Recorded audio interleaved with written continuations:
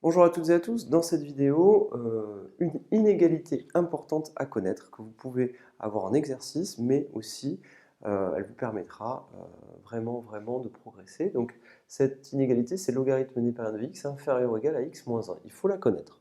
Il faut la connaître. Alors pour la connaître, je vous conseille de vous rappeler de tout ce qui est ici, ça vous permettra de progresser en raisonnement. Alors, d'abord, on va déterminer l'équation réduite de la tangente à la courbe au point d'abscisse 1. Alors, la fonction étudiée, c'est la fonction f définie par f de x égale ln de x. La tangente au point d'abscisse 1, c'est y égale f' de 1 fois x moins 1 plus f de 1. Alors, f de x, c'est égal à logarithme népérien de x. F de 1, c'est égal à logarithme népérien de 1.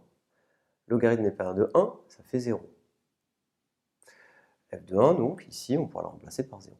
La dérivée de f, vous la connaissez, c'est 1 sur x. F' de 1, je remplace x par 1, ça me donne 1 sur 1 égale 1, ça me donne 1, tout simplement. F' de 1, ici, je l'ai, ça vaut 1. Et la dérivée seconde de f, c'est moins 1 sur x carré. Dérivée seconde, on le verra plus tard. Ainsi, j'ai juste à remplacer f' de 1 par 1 et f de 1 par 0.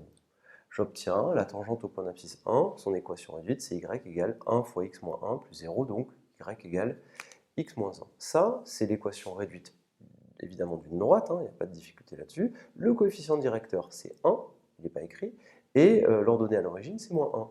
Donc, quand x vaut 1, y vaut 0. Quand x vaut 0, y vaut moins 1. On a donc la tangente à la courbe au point d'abscisse 1 que j'ai représenté ici.